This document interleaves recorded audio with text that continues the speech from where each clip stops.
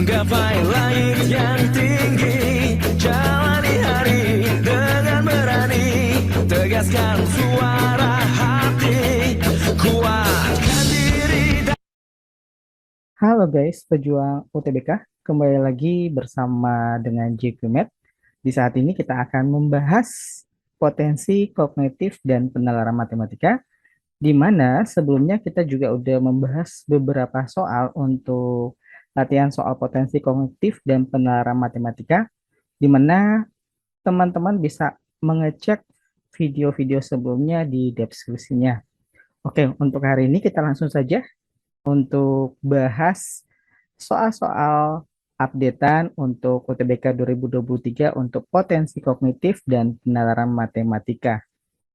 Oke, kita masuk pada soal yang pertama, di mana untuk soal pertama ini kita bahas yaitu penalaran matematika. Pada soal ini bacaannya cukup panjang. Seperti biasa, untuk menjawab soal seperti ini kita harus fokus ke maksud dari soal di sini apa? Oke, berdasarkan pertanyaan di soal, di sini berdasarkan diagram tersebut, selisih persentase pertumbuhan tertinggi terjadi antara tahun. Jadi berdasarkan petunjuk pertanyaan ini, kita nggak harus membaca bacaan yang panjang seperti ini. Jadi kita hanya fokus di sini, hanya fokus di diagramnya. Oke, di sini pertanyaannya, selisih persentase pertumbuhan tertinggi terjadi antara tahun, jadi kita harus hanya memperhatikan tabel. Maaf, maksudnya di sini kita hanya memperhatikan diagram batang yang ada pada soal. Oke, kita langsung saja ke pembahasan. Kita mencari selisih persentase pertumbuhan tertinggi. Berarti di sini kita cari selisihnya. Kalau kita lihat dari tahun 2010 ke 2011, kita lihat selisihnya di sini 6,81 dikurangi 6,44 itu kurang lebih berapa nih? Kita kurangi ya di sini ya. Kurang lebih itu 11 kurang 4, 7. Di sini jadi 7 kurang 7 kurang 4, 3 koma lah ya. 3 koma sekian sekian. Ini juga kita kurangi. Berarti sini 4 kurang 9 berarti 14 kurang 9 5. Di sini tinggal 3, 3 kurang 1 2 koma sekian sekian. Di sini juga selisihnya kita lihat 2012 2013 5,56 dan 6,19 kita kurangi 9 kurang 6 3, 11 kurang 5 6 koma ya di sini. Kalau di sini 2013 2014 selisihnya 4 koma sekian, kalau kita 5 koma sekian. Di sini selisihnya kurang lebih ada 3 koma sekian ya. 3 koma sekian. Di sini juga selisihnya ada hampir sama juga 3 3 koma sekian. 2 kurang 9 di sini. Oh, ini maaf 2 koma sekian, ini juga 2 koma sekian. Ini 0,05. Jadi bisa kita simpulkan selisih terbesar di sini antara 2012 dan 2013. Sehingga di sini jawaban yang paling benar itu adalah C. Gimana? Eh, Teman-teman di sini untuk bentuk soalnya nggak terlalu susah, hanya menganalisis diagram batang yang ada pada soal. Oke, kita lanjut ke soal yang nomor 2. Soal nomor 2 masih sama ya, dengan bacaan yang sama dan bentuk grafik yang sama. Untuk nomor 2, pertanyaannya di sini, jika mengikuti tren grafik di atas, manakah yang mengalami pertumbuhan yang paling mungkin di tahun 2018? Untuk soal nomor 2, ini kita hanya menganalisis dari bentuk perubahan diagram grafik batang yang ada di gambar. Oke, jika kita lihat diagramnya, di sini konsisten menurun ya. 2010, 2011, 2012, 2013, 2014, 2015 itu konsisten menurun. Kita di sini mencari yang paling mungkin untuk 2018.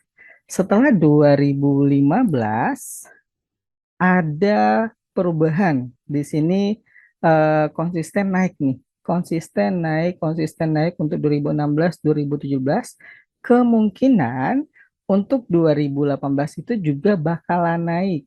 Jadi kita cari di sini persentasenya di mana sih? untuk 2018 dipilih jawaban mana? Di sini 5,07. Artinya kemungkinan yang paling mungkin di tahun 2018 itu di atas 5,07. Di atas 5,07 itu yang mungkin hanya jawaban E, yaitu 6,01%. Gimana? Lumayan gampang ya.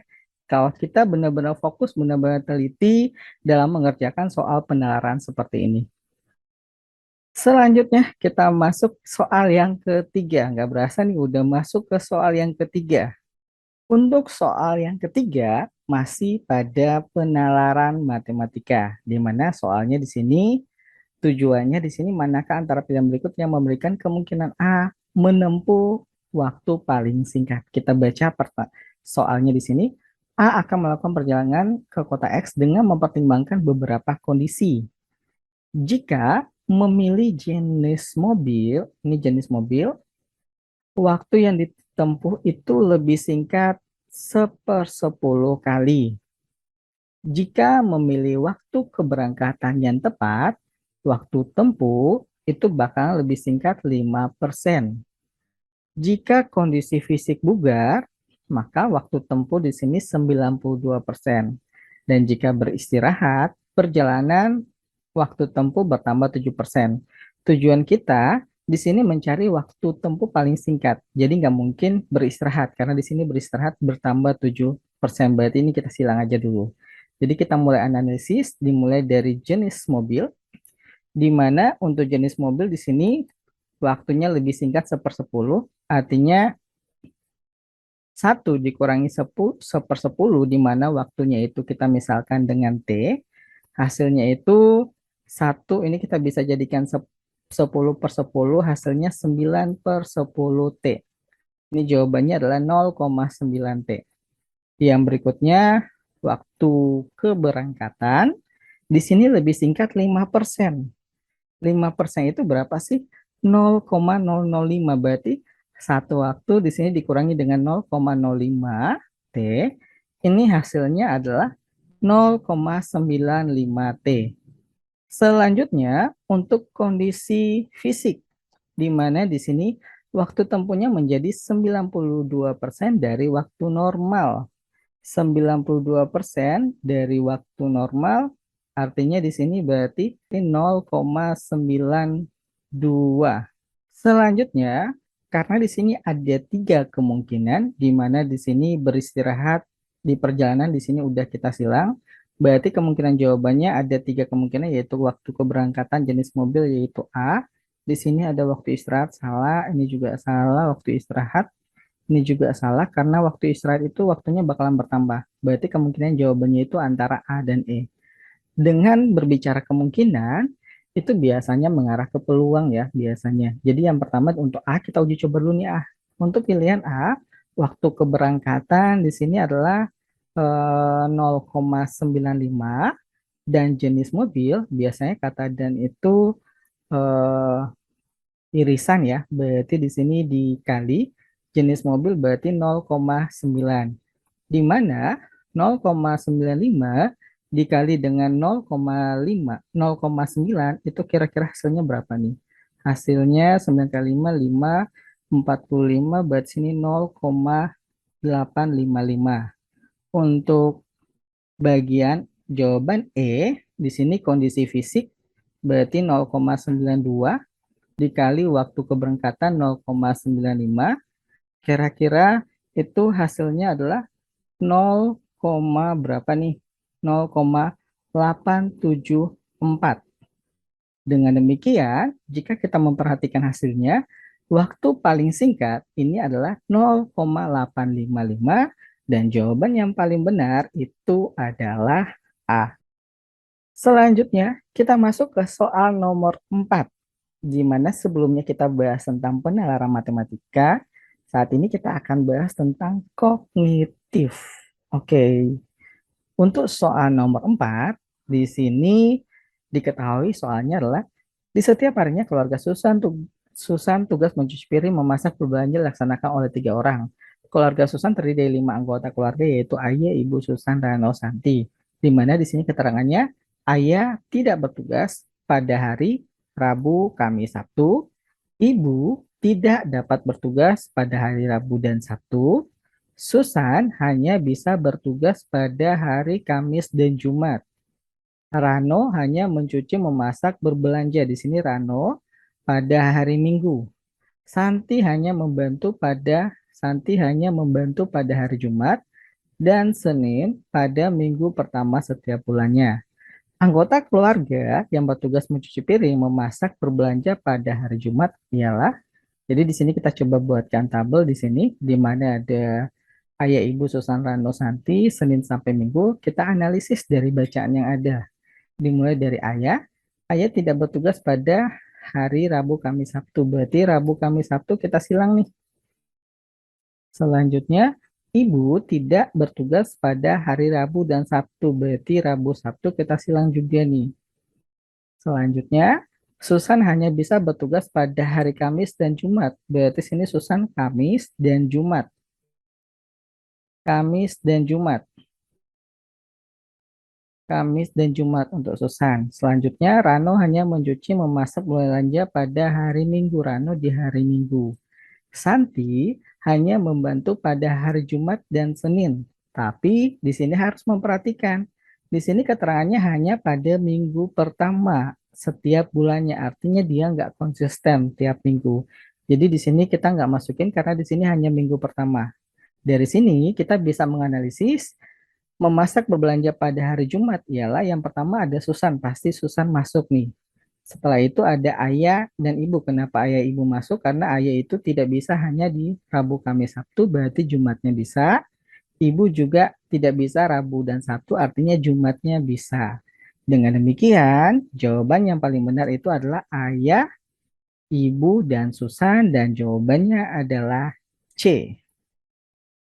Kita masuk pada soal yang kelima, di mana untuk video ini adalah soal terakhir yang kita bahas, yaitu untuk kognitif, di mana langsung saja kita bahas soalnya. Dalam suatu perayaan Hari Kemerdekaan, panitia mengharuskan siswa mengikuti perlombaan dengan ketentuan sebagai berikut. Pertanyaannya di sini, dalam perayaan tersebut, seorang siswa yang mengikuti lomba-lomba yang dapat diikuti adalah, oke, berarti kita mencari lomba yang dapat diikuti berdasarkan petunjuk. Yang pertama petunjuknya, perlombaan yang dapat dipilih adalah balap karung, makan kerupuk, panjat pinang, menggambar, menyanyi, dan baca puisi. Keterangan yang kedua, menyanyi dan maksudnya di sini menggambar dan menyanyi wajib diikuti oleh setiap siswa. Berarti sini menggambar dan menyanyi wajib diikuti oleh setiap siswa. Berarti untuk menyanyi, menggambar di sini wajib. Yang kedua, sebelum kita lanjut ke keterangan yang ketiga, kita lihat dari pilihan A, B, C, D, E, kita gunakan sistem eliminasi karena di sini menggambar dan menyanyi wajib. Ada menggambar, menyanyi, ada menggambar doang. Yang B tidak ada menyanyi, berarti jawaban B udah pasti salah. Ini C menggambar menyanyi, D menyanyi tetapi tidak ada menggambar, berarti ini pasti salah ya. Ini menyanyi menggambar, berarti masih ada 3 kemungkinan A, C, E. Selanjutnya, siswa yang ikut panjat pinang hanya boleh ikut 3 pertandingan. Berarti yang ada panjat pinang harus hanya boleh mengikuti 3 pertandingan. Kita lihat yang panjat pinang. Yang panjat pinang ada di mana nih? Yang A tidak ada, yang C tidak ada, yang E juga tidak ada. Selanjutnya, keterangan yang berikutnya, siswa boleh mengikuti lomba balap karung atau makan kerupuk, tetapi tidak keduanya. Artinya, balap karung dan makan kerupuk ini tidak boleh sama-sama. Kita lihat A, balap karung, makan kerupuk itu ada di mana nih? Balap karung, makan kerupuk ada di E, berarti ini pasti salah. Balap karung di sini, oke. Berarti hanya pilihan E yang salah. Selanjutnya keterangan yang terakhir, baca puisi dan balap karung tidak boleh diambil oleh siswa yang sama. Artinya baca puisi, balap karung itu tidak boleh sama-sama. Kita lihat di pilihan C, baca puisi dan balap karung itu sama-sama. Artinya pilihan C-nya salah. Dengan demikian, jawaban yang paling benar di sini adalah A. Demikian pembahasan video kali ini.